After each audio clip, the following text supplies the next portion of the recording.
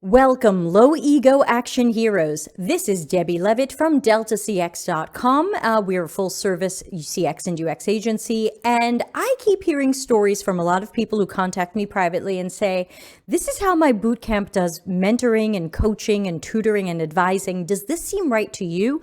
And the last one I got was, the bootcamp I'm at no longer does one-on-one mentoring, and I get some text messages with work feedback. So let's ask the question that's kind of being asked here, which is, what does good mentoring and coaching look like? Then we can use that as our standard and compare that to boot camps, degrees, and other programs as we are researching these to see if they're going to give us the support that we want, need, and deserve. So when I am doing mentoring and coaching with people, one thing that I do is I try to give them something that might be a little challenging to them. So okay, let's work on a research plan. We're starting a project. Let's plan our research. Here's a little bit of how I approach research planning. Maybe they've already taken an online course or the Curiosity Tank courses, not sponsored.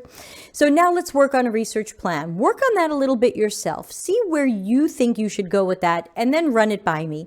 And then we have a meeting and I take a look at their research plan. Usually it's in Google Docs. Usually I've looked at it ahead of time and I've started making some comments. Then we have a meeting. We look at it again.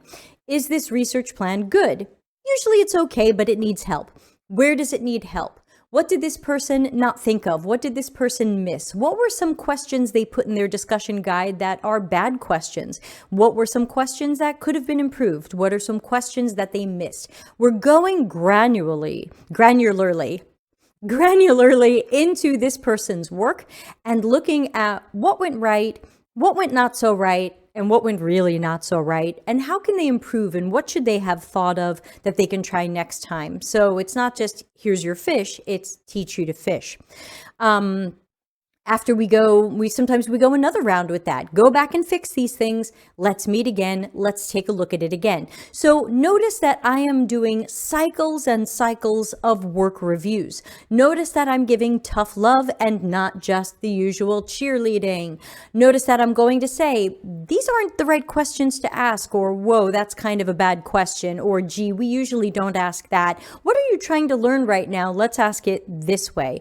Hey, you're asking questions that seem to have nothing to do with what you said your research goals were. Let's fix your questions. Now, this is just an example using research. Very often I'm coaching people through information architecture, interaction design, testing, prototyping, most of the user-centered design process. But what I think everybody should be getting from mentors or paid coaches is that type of cycles and cycles and cycles of work reviews with tough love, with room for improvement, but with challenging you to say, okay, here's some ideas, here's some directions, here's what went right, what went wrong, try it again. Not, oh, let me fix it for you. You're not going to learn that way as well. You'll see what I would have done, but you won't necessarily see how I got there.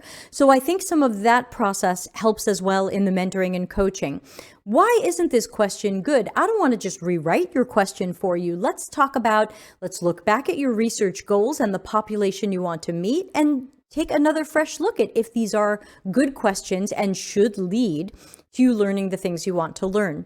So to me, good mentoring and coaching comes in cycles. Sometimes we're reviewing the same work over and over until it's really good.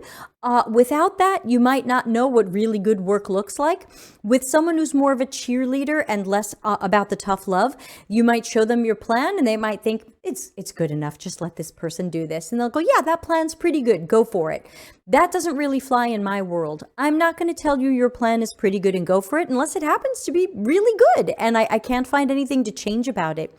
So to me, you don't want the cheerleader and the rah, rah, rah, yay, that was great. You do want someone who's finding the faults and the flaws so that you can learn. I can't learn if I'm not getting it wrong. I can't learn if nobody's telling me I'm getting it wrong. So to me, the good mentoring and coaching is rounds and rounds and rounds of reviews with tough love, with room for improvement, but with the challenge of now try this yourself and see if you understand it and can apply your knowledge and make better choices or improvements. And if we cycle back again and it's still not quite right, then I have the opportunity to recognize that. To me, a good mentor or coach is recognizing when someone isn't applying information correctly or has a hole in their knowledge. I looked at someone's work the other day and it was interaction design, and I said, okay, I can tell you kind of didn't learn information architecture. And they were like, I didn't learn information architecture. So a great mentor or coach can look at someone's work and go, oh, wait, I think you didn't learn this, or you didn't learn this enough, or you didn't learn this correctly, or I could see where you learned something, but you kind of used it the wrong way. That's where a great mentor or coach can help you as well and fill in those blanks. So again, this is another reason why I am always saying very strongly, mentors and coaches must have many years of CX or UX experience. It doesn't make sense to be mentored or coached or have your work reviewed by someone who just graduated the boot camp. They're probably not going to be as good as recognizing what you did wrong or what's missing or what do we do in real jobs. They might not have had their real job yet. Even some of the instructors that I've learned about from certain boot camps have 2 or 3 or fewer years of UX experience. They're often visual designers. They might also not be as good at recognizing when your research plan isn't great, when your research analysis or synthesis wasn't great, when your information architecture wasn't great. So these are some of the things that I suggest. Make sure the bootcamp is giving you true one-on-one mentoring and coaching with cycles and cycles and rounds of individual feedback, not in the Slack channel, not on a group call where maybe your work gets looked at and maybe it doesn't, not in a text message, not peer-to-peer help in Slack. Your peers don't know what they're doing yet, so they can't really help you other than struggle with you. That's how I see mentoring and coaching. That's just a little bit of it. It's not all of it, but hopefully that gives you enough information to start thinking about where your standards are for being mentored or coached. And I suggest you raise those standards, because I think what a lot of boot camps and programs have given people is just not even close to enough. And it leads to the outcomes we're seeing, where many people are not job ready. They didn't really learn the right things the right way, and they're searching and struggling to find more training and help.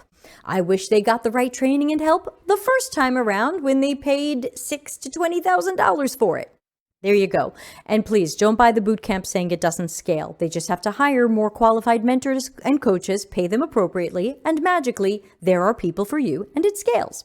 I hope that helps. Won't you please empathize with the like button here and let the algorithm know this was pretty good. Check the description for links to join our live streams on Twitch. We stream here as well, but Twitch is better. You can also join our free Slack workspace. And of course, we have a tip jar to help me eat delicious cheese. Tips are welcome and appreciated.